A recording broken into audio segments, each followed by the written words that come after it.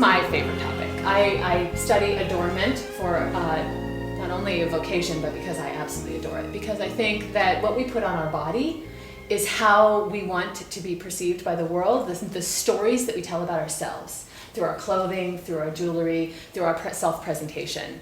And so what could be better than looking at how jewelry itself tells that story?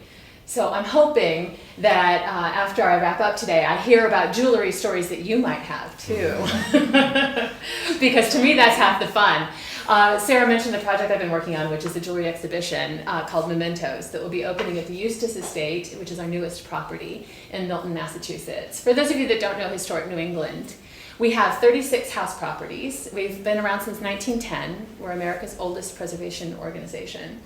And we collect everything that has to do with New England domestic life from the 17th century to the present day, which is a pretty big set of parameters.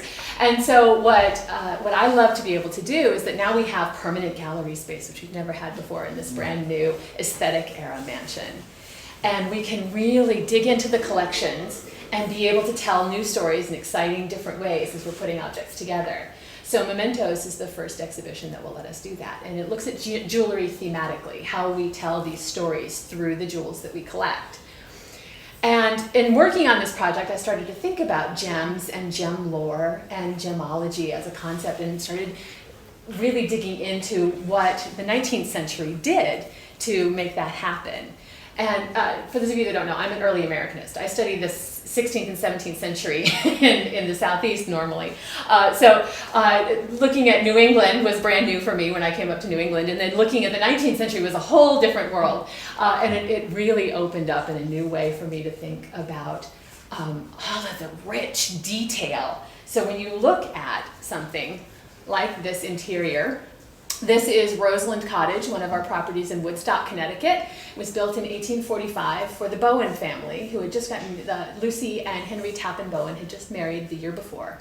And they commissioned this cottage in the classic Gothic style in Woodstock. And what you're looking at is an interior that has pretty much been untouched since 1845. The family lived in it, but after they decorated it, they really didn't mess around with it too much. So you're looking at the quintessential revival style for 1845. And what I love about it is that what are they looking to when you think about the Gothic, right? They're thinking about the past and how the past is informing the present, but they're also playing with it in some interesting and exciting ways. They're taking those motives, those messages, those motifs, and they're reinterpreting them and representing them in new ways. So how does that translate to jewelry? Well, they're looking at things like the emblem of flowers, the emblem book of flowers, and the poetry of flowers. They're looking at motif and motto books that were first created in France in the medieval era, and then again republished and reinterpreted in the 16th and 17th centuries. So that's what, when you're looking at the mid-19th century, they're looking to when they create things like this little layered image where you've got text and you've got imagery and you've got all of this symbolism going on. And the motto beneath it is, while she weeps, she devours. And you can see that it's a woman. I know, right? So that's what we're talking about, is this kind of symbolism. And there was just book after book that were published with these things in them. And so jewelry designers, like everybody else, started to look at these and think about, okay, well, how does this translate to the things on the worn person? So it's that I'm fascinated by. So I'm going to take you through some layers and different ways that people told stories through their jewelry. And I'm going to start off with one of the simplest, hand that off, which is the Posie ring. So, does everyone know what a posy is? Posy. Yes. Yeah, like a little miniature sort of a bouquet nosegay thing that you would. You have highlighted exactly the perfection of this. And we're going to get into that later. Because a posy is a nosegay. It's a little bouquet that you carry with you. It is also derived from the French for poésie, or small poem. So, what you do is starting in the 17th century, which we don't have any examples of in our collection, so I can't show you those, but it continued on to the 18th century. You have rings that are engraved with little poems or sayings on the interior. So it's completely hidden, it's secret to everyone except the wearer and the giver. Now this, as I mentioned, started very early on. So you have little poems on the inside, and I'm going to read you a couple because I just adore them. 2 hands, 1 heart, till death do us part. Mm-hmm. And so on the outside of the ring, you have a skull and a pair of connected hands, or as true to thee as death to me. My favorite is, on the outside of the ring is gold stars, and the phrase on the inside, many are the stars I see, yet in my eye no star to be. Those are all in the collection of the British Museum, and they have a wonderful website that you can go on and type in Posie Ring, and they will show those. These continued well into the 18th century, so this is from our collection in Historic New England, and on the interior is inscribed, let virtue be a guide to thee. Classic saying. The other one that you often see is keep within the compass, often advice to young women. I'm sure Mrs. M would have very definite opinions about, about phrases like that and controlling women's bodies and women's forms. And speaking of control, we get to my other favorite type of early ring, which is the gemmel ring. So you're looking at 3 rings in one. Each ring is connected to one of the 3 pieces here. So it's a pair of hands that move, they open and close over a central heart. And these are based on an ancient Roman form. I'm going to butcher the Latin here, please forgive me. Dextrarum junctio, meaning joined right hands. And so this was the earliest form of wedding ring. Was the idea that you were cementing a contract by shaking hands and the exchange of the woman in this relationship, right? So it's total ownership, it's total control, and then you have a physical reminder of it on the body. How that translates into love token jewelry later on is a fascinating sort of series of chemical creations. But these type of gemmel rings, or they're often called fide rings for friendship or connection, were very popular in the 17th, 18th, and 19th centuries. The other card that I was circulating around had an earlier carved ivory version in the 19th century. So these are both from our collection. This is about 1800, this is about 1750 or so. And then the stone on top is a cipher ring, so it has little tiny gold wires that spell out someone's initials underneath. By the 19th century, you've got the latest iteration of them, and they've simplified them a little bit. I love this quote, by the way, from Gray Livingston about what posies do and what they mean.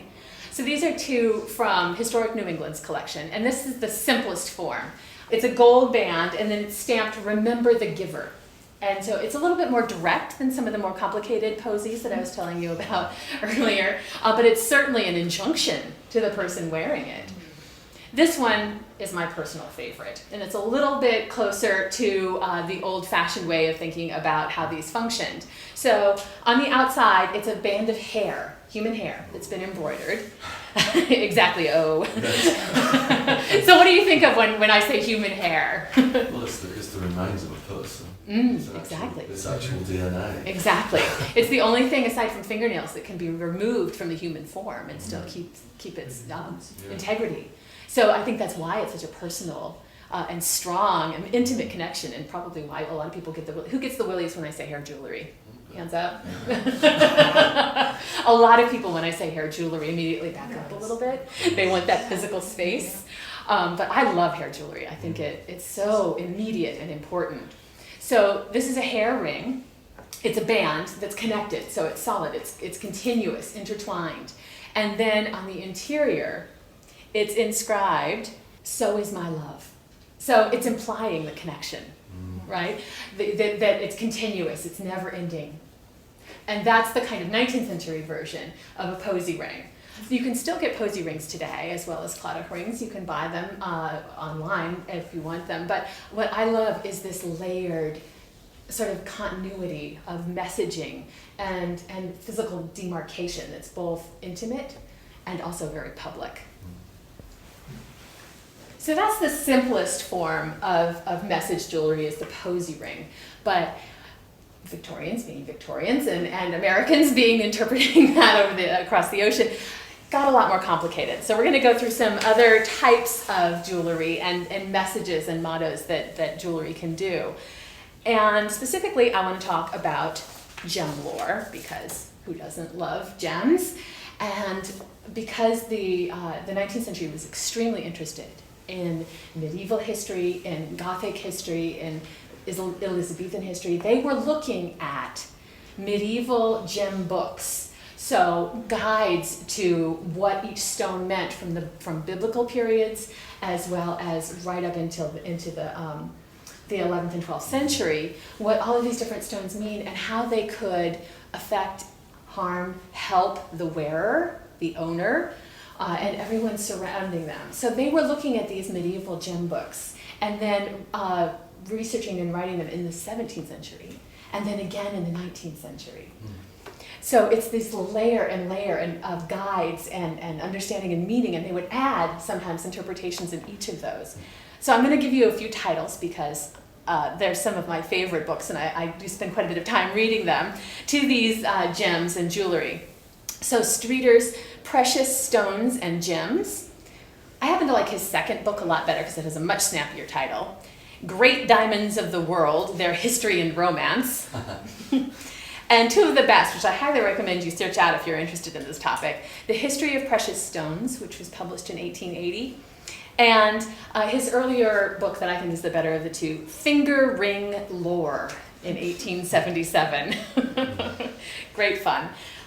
Gems also played prominent roles in much of 19th century fiction as well, and I'm holding up, I'm sorry, it's such a small image of it. One of the pages from The Moonstone, Wilkie Collins' great detective novel, which, as you probably know if you've read it, has absolutely nothing to do with moonstones whatsoever. It's about a diamond. It's about a very famous diamond that was removed from the third eye of a deity and brought back to England, where it proceeded to wreak havoc. I'm sure Mrs. M would have fun with that too. Wreak havoc on everyone that owned it. It was a very thinly veiled allusion, and Collins himself said as much, to the Kohinoor Diamond that was taken from the Punjab in 1849 and brought and made part of the British crown jewels. And they actually, the reason I have this and the reason I'm circulating it is they took a page right out of Streeter's Diamonds, Great Diamonds, and republished it. So that is the Kohinoor that you're looking at in Collins' original version of the Moonstone. Now, Victorians associated stones and their colors with a wide range of symbols, messages, and properties, and they were looking at all of these guides that I'm talking about while they were doing that. So I thought I'd run through a few with you and see what you thought. So turquoise. Turquoise for the Victorians is not the turquoise that we think of today. Most of the turquoise that we interact with is actually from the American Southwest.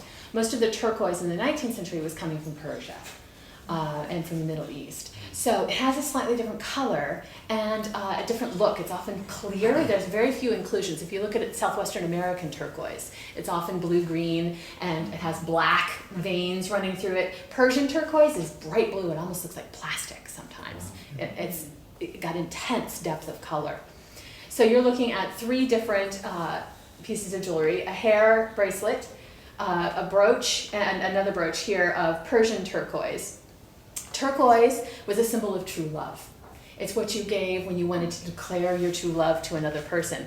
And giving it as a gift was often the most important part of that. Because, supposedly, according to Streeter, turquoise given by a loving hand carries with it happiness and good fortune. Now, here's the best part about turquoise. The permanence of its color was supposedly a direct result of one's constancy and devotion. So it's sort of a two-edged sword as a gift, as a love gift, don't you think? It's like, here's this beautiful stone. I'm going to watch it and see what happens.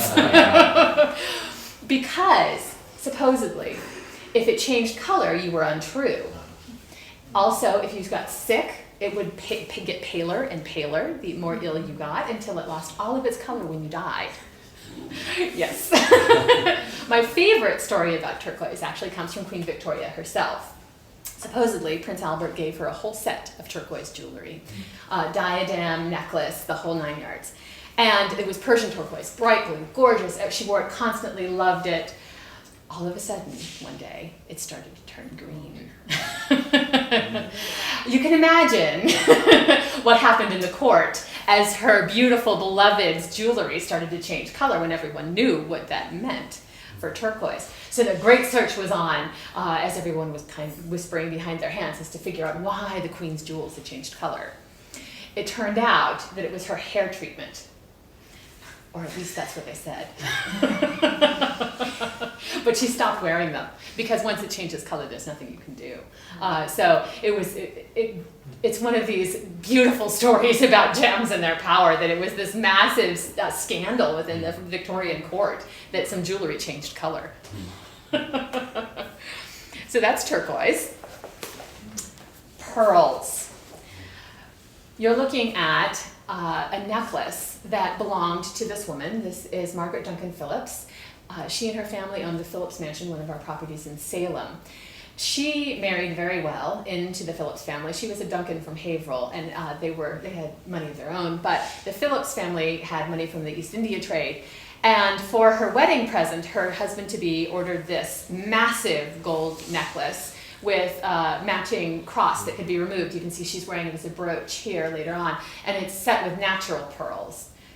So you may or may not know that artificial pearls have been around since the 16th century. You can actually make them out of blown glass and coat the insides with wax and fish scales and make it look like a pearl. The recipes for this are amazing. But cultured pearls really didn't start to appear consistently until Mikimoto started to perfect them in the 1940s. They would die if you tried to do them, or they would be, the colors would turn or be unfortunate. So natural pearls is mostly what you see in good quality jewelry. Pearls were considered the jewels of Venus. They signify beauty in all of its forms, first and foremost. And the thinking is that the term margarita, which was the medieval term for a pearl, which is derived in turn from the Greek term margaron, are all varieties of beauty, and that's why the marguerite or daisy is also used to signify beauty.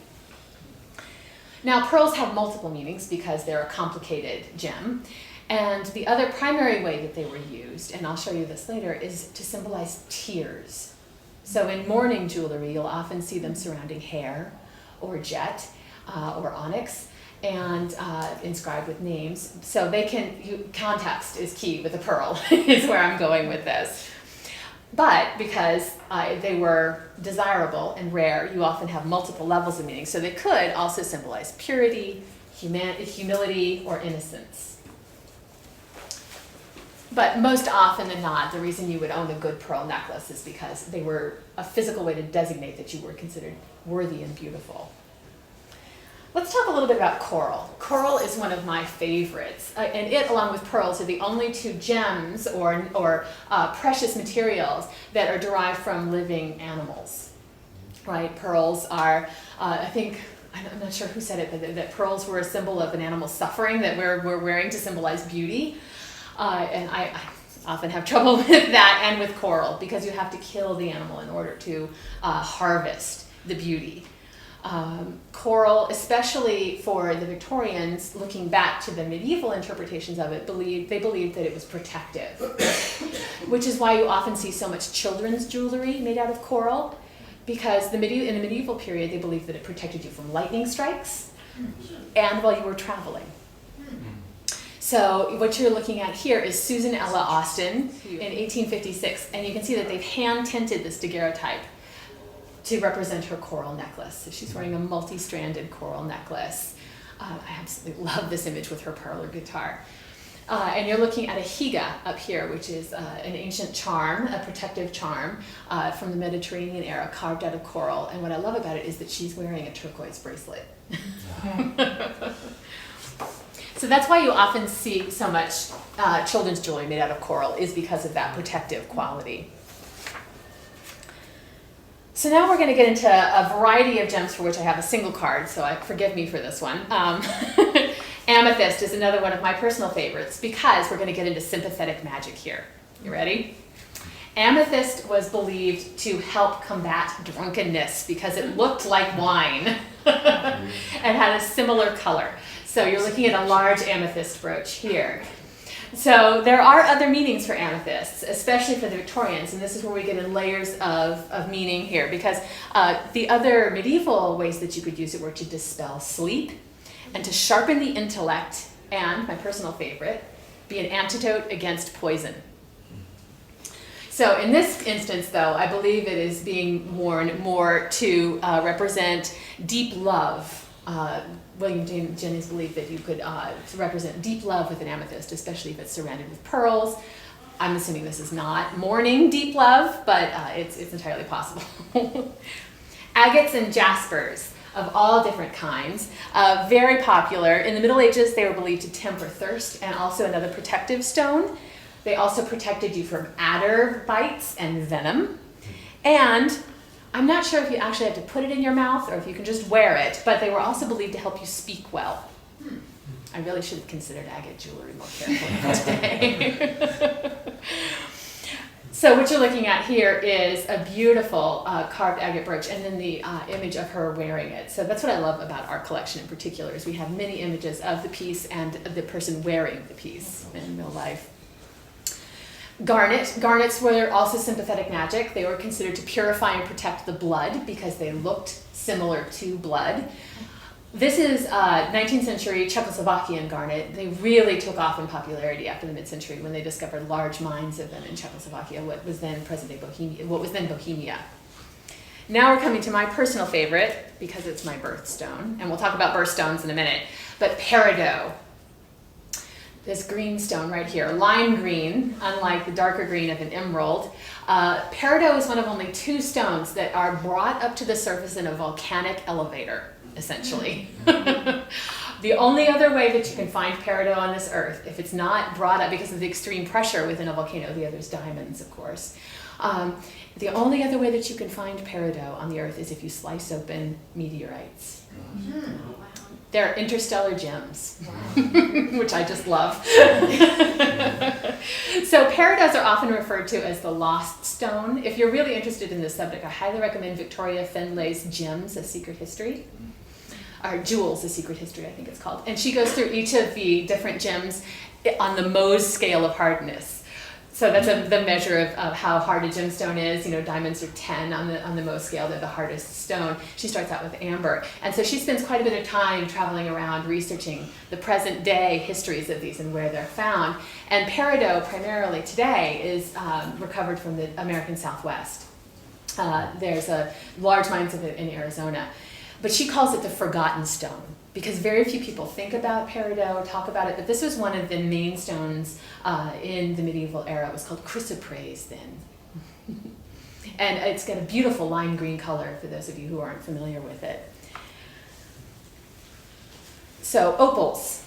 Here, you're looking at an arts and crafts version of an opal, but you're probably familiar with the scintillating nature of an opal and the quality that was once described as like bright cherry wine hitting snow, which I think is a marvelous way to describe an opal. That's really funny.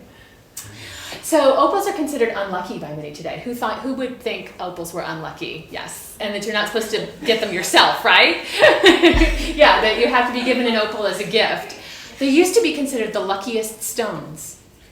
And so how stones have changed over time and how we perceive them, I think, is absolutely fascinating. And that you have to be given an opal, you cannot buy it, otherwise you are incurring all that ill luck. But they were considered really powerful stones in the medieval period. They could render you invisible. Is that why you like them so much, sir? I thought so. Emeralds right here. Everybody probably knows about emeralds, and primarily through the Colombian version of emeralds. That's where most of them are coming from today. But those are later versions of emeralds. Originally, emeralds were coming from Egypt and the Middle East, primarily. And the Indian lords, the Mughal lords who were collecting them and carving them and setting them into this massive displays of jewelry, loved them because they were considered the most important stones because of their deep green qualities. They're a type of beryl, And they have this magnificent depth to them that a lot of clearer stones like aquamarines and peridot, when you're diving into the stone, it's like looking in water, colored water. This has depth that you can actually chew on a little bit, I think. And quickly, sapphires. Sapphires were considered both royal and saintly. They appear in not only some of the earliest crowns in Europe, but also in early bishop's rings. You often used them to do obeisance religiously as well as secularly. They also were believed to soothe discord. I'm not sure if that's why they were added to the crowns, but it may be.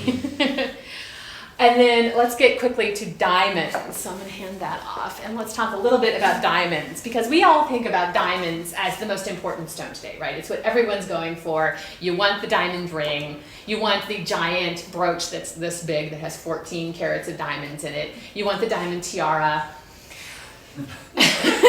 Or some people do. I maybe not here. Okay, who wants a diamond tiara? Let's be honest. Thank you. Thank you. I do too. So historic New England does not have a single tiara in its collection. I would love to rectify that, just as an aside. But who you're looking at here is Mary Honey, who's one of my favorite people. She was a socialite in Newport, Rhode Island. And this image was painted by Gilbert Stuart's daughter, Jane, who was their next door neighbor, the Honey's next door neighbor. He was the lieutenant governor of Rhode Island. And she had him draw up her will and then couldn't afford to pay for it. So they did portraits of his wife as payment. And what I love about this is she's depicted as if she's off to the ball. And she's got multiple levels of diamonds on and multiple levels of symbolism, because what's in her fichu? It's a large diamond jabot in the shape of an arrow. So in all of the emblem books, we all use emblems today when we draw hearts with arrows through them, right? Meaning true love. Medieval emblem books, slightly different. Arrows said, it glitters, but it wounds.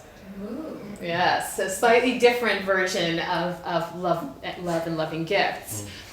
So diamonds, really until fairly recently, were not considered to be all that important compared to other gemstones. Rubies, sapphires, emeralds, opals, these were all more important and more interesting than diamonds. It's only until fairly recently when you started to have the large De Beers mines that were uncovered in South Africa, and they had this huge influx of diamonds on the market, that people started to think, okay, how do we make these popular? Mm-hmm. How do we make these popular? How do we get people to buy these? I know. Because until then they were relatively rare, they were very expensive, and were considered to be fairly ill luck. Most diamond stories are filled with ill fortune, misfortune, pain and suffering. They're not gifts for love in the way that we think about them today. And of course, the most famous of those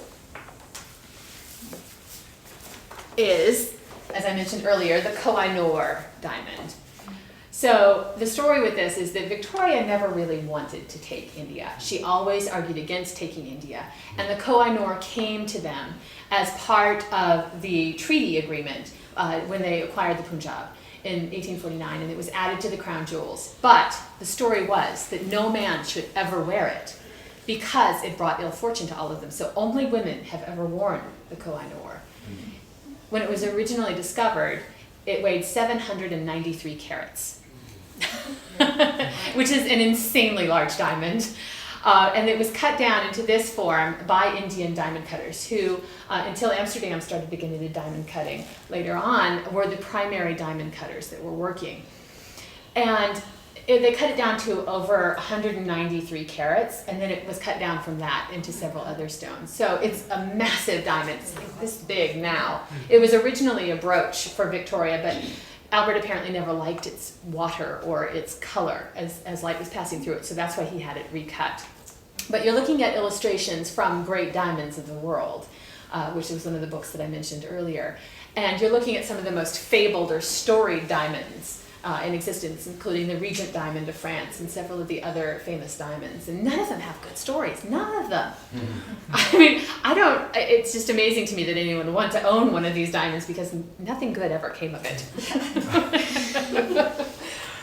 So that's a very brief introduction to some of the major gems and their lore. And I thought, let's look at one of the other primary ways that Victorians used symbolism, which is through flowers. And what's a better way to think about floral symbolism through jewelry than jeweled flowers, which happened a lot, and the jewelry that people wore to display natural flowers as well. Emily Dickinson once wrote, "You asked me what my flowers said, then they were disobedient. I gave them messages." Which I just love, because it's this nice segue, I think, into how flowers and how things can actually communicate. And I asked about posies earlier. I think that this is the direct connection between the floral world and the jewelry world, is the nature of the posy and poesy, and how one chooses to think about the natural world and bringing the natural world into personal depictions of beauty, than to carry a nosegay, which was the quintessential 19th century thing. How you compose a nosegay was an art unto itself, and how you displayed it and thought about it and gave it was also critically important. So what you're looking at here is a posy holder, a brand new form of jewelry for the Victorian era. And you would take your small little nosegay or tussie-mussy, put the stems in here, and then put the pin in to hold them in place. And then you could either hold it in your hand, as it's depicted in this marriage certificate, or you could tuck it into your skirt, if you had a separate bodice and skirt. And this little curved handle with the ball at the end would hold it in place. So you could display your posy on your person. You could also do that with another specialized piece of jewelry, which is a curved brooch. So you're looking at two ways that you can use flowers as jewels, using other jewelry, which again, I love the layers of that. So you're looking at Sarah Orne Jewett wearing roses, which symbolize beauty and true love.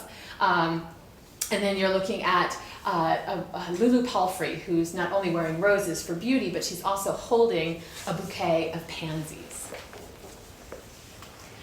So there were all sorts of, like there were guides for gems, there were guides for flowers. And they believed that, this is as you're moving from formal parterre gardening, and you're thinking about the very formal nature of encountering the natural world, to, in the 19th century, thinking about it in terms of scenes and romantic contemplation, and being in the garden for beauty and rest.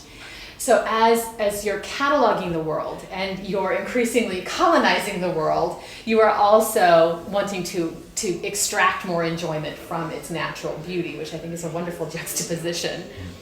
So you're looking at these guides to flowers the same way that you're looking at the guides to gems, so that you can send meaning and messages with them, with the nosegays that you're creating. So again, these are small images, I'm sorry, I'll pass them around.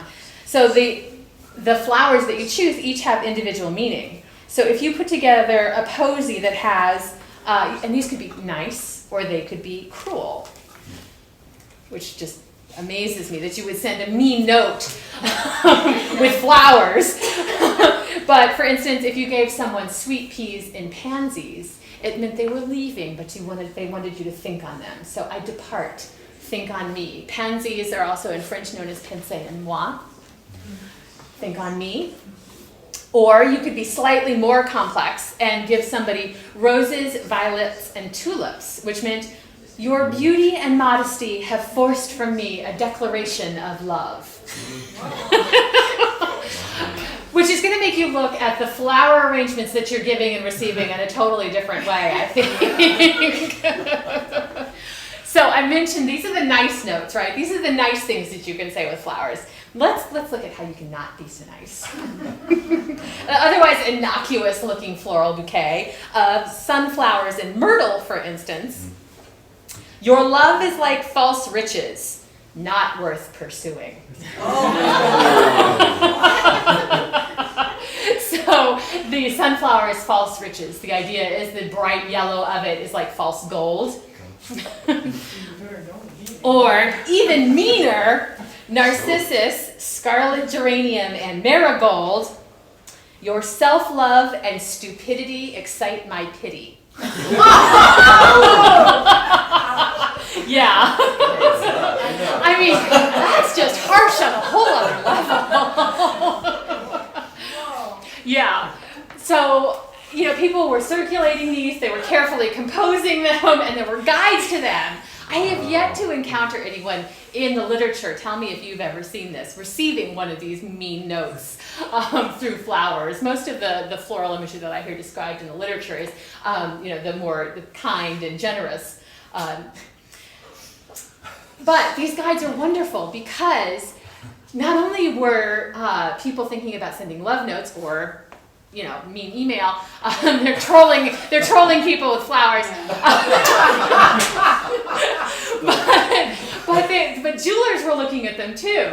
And so they were thinking, okay, what are the other ways that we can pack layers of meaning into our creation? So they would look at gem guides, and then they would look at floral guides. So when you choose something like Lily of the Valley, you can create morning jewelry or you can create bridal jewelry, but you're saying that it is a return of happiness.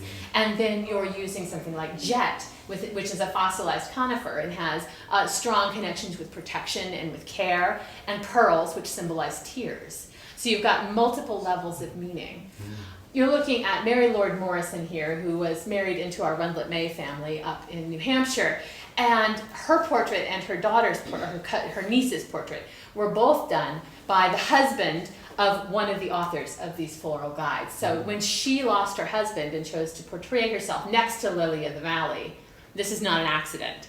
She is sending a very clear message about how she wants to be portrayed and remembered and how she's thinking about her place in the world. Some others, Forgetmenots. Obvious, yes.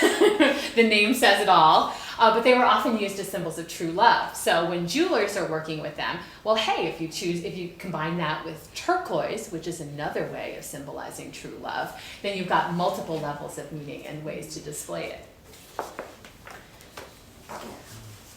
Orange blossoms, an overlooked flower today, very popular in the Victorian era. I believe that Victoria wore orange blossoms for her bridal wreath.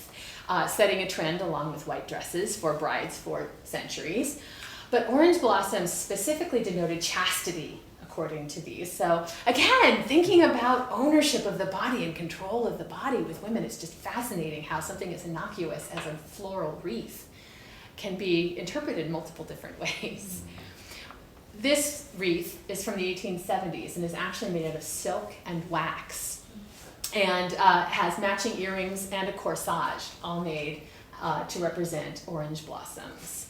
Victoria had an orange blossom brooch made out of carved quartz and coral, so protective qualities built into her chastity, cemented for all time. And then my personal favorite, the pansy. The heart's ease is another term for it, or pensez en moi, think on me. And you see this over and over and over again in florals and in jewelry. And I'm showing you 3 examples here. This one is made out of human hair that has been combed flat and then allowed to dry with a gelatin or a shellac, and then cut and pasted like paper. Here, this is French. And then here you're looking at hard stone, a mosaic using different, and here a micro mosaic version of it.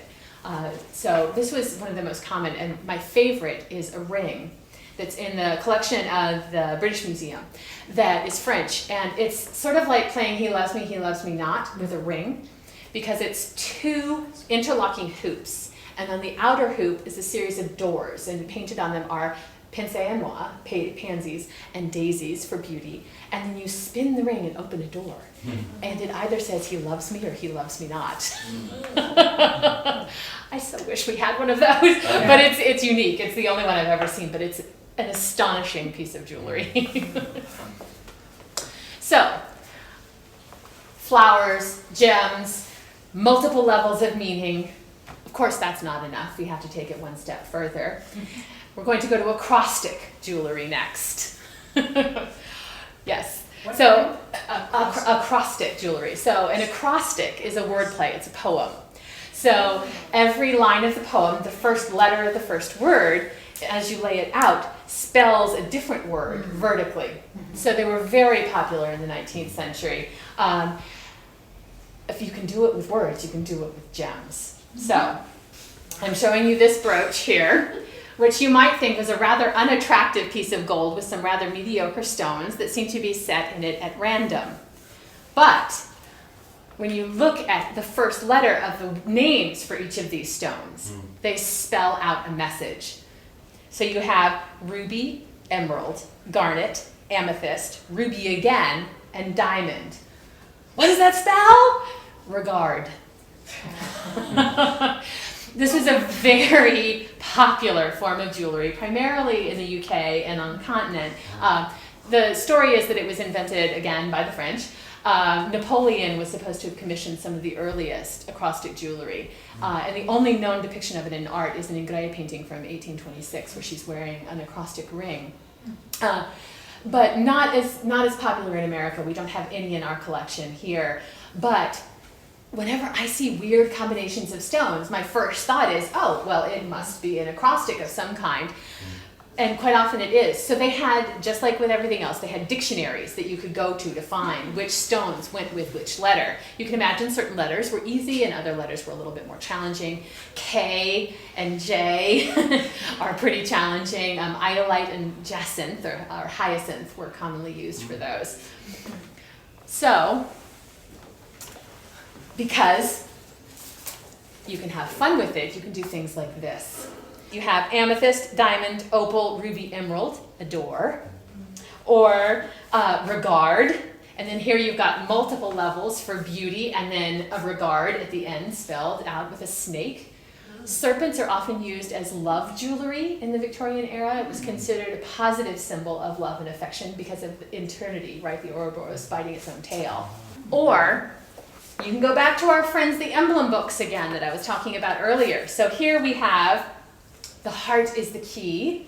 So you have hearts and keys with locks. And then on top of that, you have acrostics spelling out regard or adore.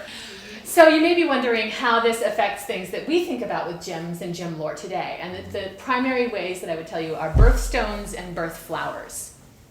So birthstones, which you probably all know about, are actually completely a product of both medieval gem lore and how it's playing out in later periods, but also the 20th century jewelry industry. What stones aren't selling well? What stones do we need to move that people just aren't interested in? Let's create a myth around them, a story around them that sometimes plays on this traditional lore, but also we can take advantage of. So around 1912, you see the first editions of birthstone guides. And that's when you start to see people creating things like mother's rings. So you have multiple layers of stones, one for each child's birth month. And quite often you have both birthstones and birth flowers. So you can then, if you're really wanting to say, tell someone that you love them, or create a token for your godchild, you might create a jeweled flower that incorporates both of those elements. So that's the exhaustive way to explore gems and gem language. And I want to hear stories from you now, too, about your birthstones or if you have a mother's ring and what that means to you personally. Does anybody have a good one? That was great, though. Yeah. Oh, right.